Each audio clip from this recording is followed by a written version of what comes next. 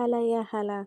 بمناسبة الشتا اللي دخل علينا والسقعة اللي احنا بقينا فيها دي، تعالوا نعمل اكتر حاجة بتدفي وبتدي طاقة حلوة جدا وفي نفس الوقت سهلة وسريعة، وبنعملها بأبسط المكونات اللي موجودة في كل بيت، وهي الشعرية باللبن.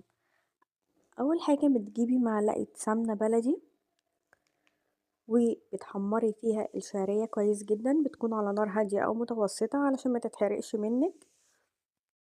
مقدار حوالي كوبايتين شعرية، وبعدين بنجيب اللبن بندوب فيه معلقة نشا وبنضيفه على الشعرية، مقدار حوالي 3 أو 4 كوبايات لبن.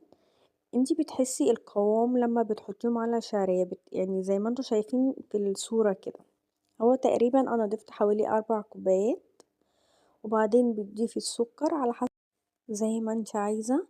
انا هنا ضفت 4 معالق سكر وباكو فانيليا.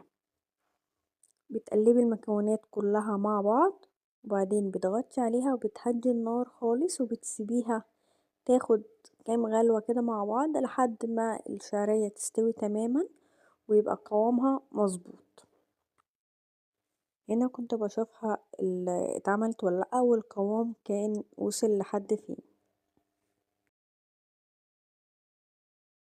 بقلبها علشان اوريكم بقت عاملة ازاي. السمك بتاعها اللي هي ما بتبقاش تقيلة قوي زي المهلبية، وفي نفس الوقت ما تبقاش سايبة خالص او خفيفة قوي. ممكن تستغني عن النشا تماما، مفيش اي مشكلة. انا حطيت معلقة واحدة بيديها سمك شوية، او ممكن تستغني عنه عادي برضو مفيش اي مشكلة. هي الشعرية نفسها بتنزل نشا.